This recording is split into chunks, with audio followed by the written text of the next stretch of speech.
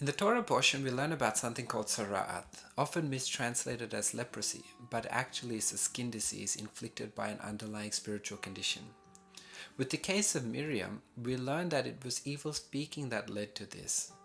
And also we see that Moshe prayed to Yahweh saying, "Don't let her be like a miscarried baby." In other words, someone with this disease is like a dead person walking around, half dead, half alive.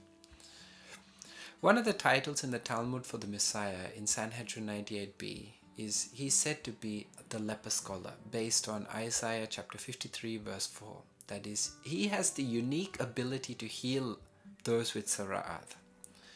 With the exception of Moshe, Miriam and Elisha, none were ever healed from this sara'at disease.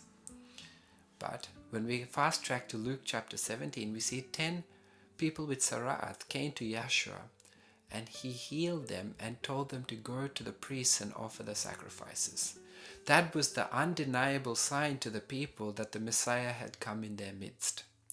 Something else very interesting we learn from this portion is actually that on the day that someone may be healed, if they are healed from this disease, is that the priest has to put blood on the right ear, the right thumb, and the right toe, similar to how the priest had to do on the day of their ordination.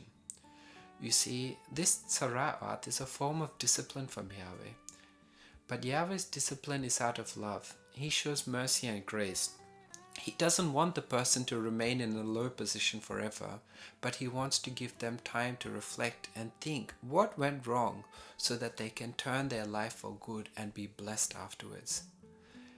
The person who is healed from this sara'at is elevated to such a high position that they are almost like the priest who represents Yahweh on earth.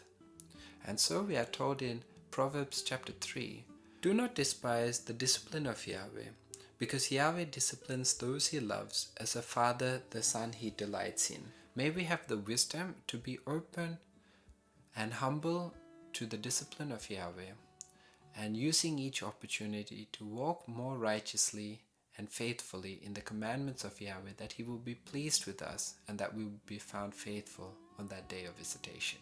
Shalom.